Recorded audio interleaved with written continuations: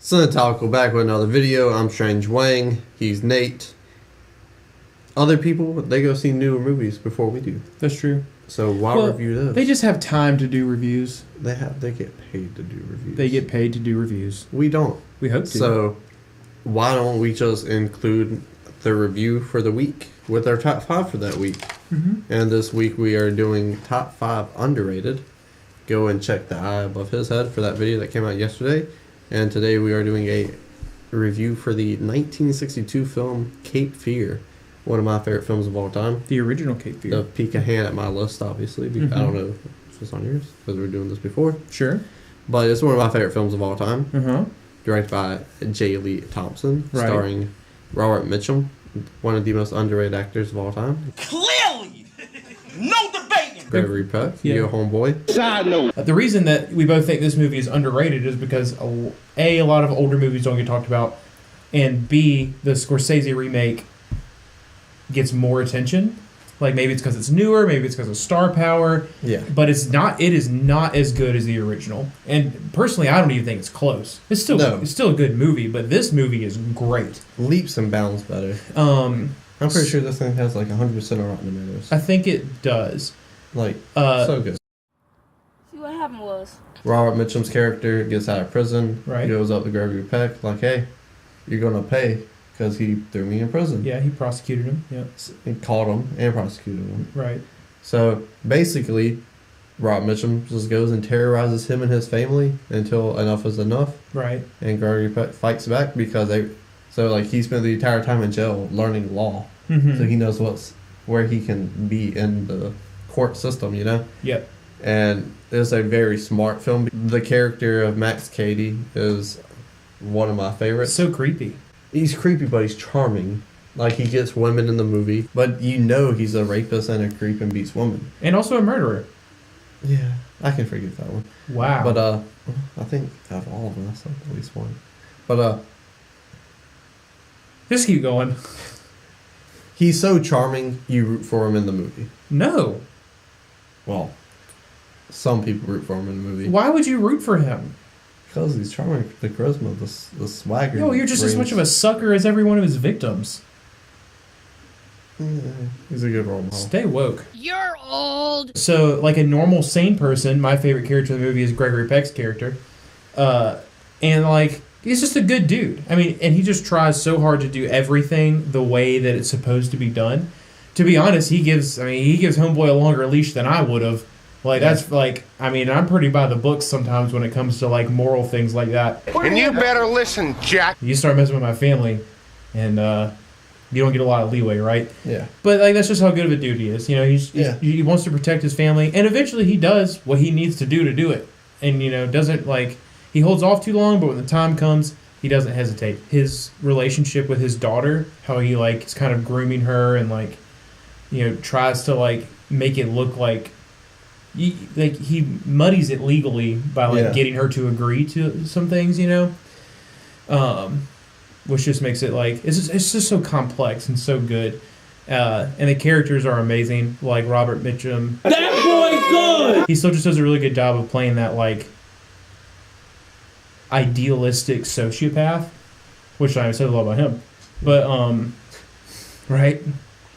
And Gregory Peck is just really, really good at playing a wholesome dude. That's what he does. Definitely. So you got two people cast in perfect roles for their type, their vibe, their thing that they do, and they contrast perfectly. Yeah. I mean, you have pure evil versus, like, pure family man good, you know? Yeah, definitely. And that's really where this movie gets a lot of its, like, pop from. So Another thing I really like about this movie is because it is made in the 60s, you can't show a lot of stuff. right. Which leads more to the imagination, Yeah. which works better for me. Mm-hmm. Obviously, Jaws, in my opinion, is a perfect movie. Alien, not far behind it. Mm-hmm. You don't see a lot of the monster, or the killings because the monster kills them. Right. And that is basically this. He's a monster. He's a real-life human monster. For sure. Yeah. And you don't see him do half the stuff he does. You get the aftermath. And then those actors portraying how he affected them in the most negative way possible. Mm-hmm. You said it, them two. Everyone in this film acting is Fucking perfect! because it also is made in the 60s. when you do see him get, it's mainly Gregory Peck. The words he used, they get under his skin, which makes him so cool. You know, come off so cool. You know. Right. So. Yeah, and so you kind of touched on another point that I wanted to make. You touched on 2 points I wanted to make, and one was it's Diane Taylor's character, the Peggy. Yeah, so like Peggy Hill. What? No. You're ridiculous. So the lady that he seduces and then like rapes and murders, basically, right? No, that's not Peggy or Peggy Hill. No, it's not. So, good lord. So she acts phenomenal. She has such a small role in this movie, but she acts so well. And a thing that I love about it was just what you said, the way that they film that murder scene, in that you don't see any of it, but you know that it's happening. I mean, murders beat the fuck out of her. Well, yeah, you're right. I'm sorry. He does beat the crap out of her. So like that whole scene, the way they film it itself, it's like you know what's happening, but like it's just creepy and terrifying because the whole like you don't get to see it, but you know it. It just adds to that sense of like I want to stop this guy, but like I literally can't because I don't even see what's happening right now. Yeah.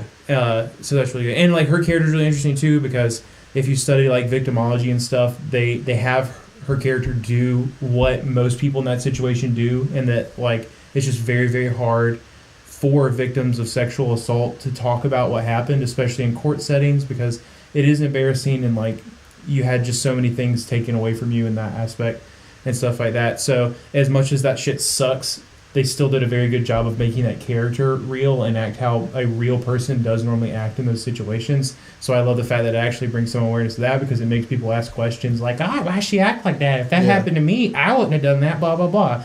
And then educated people can step in and be like, actually, that's really, really common behavior. Yeah. And it was made in the 60s. Right.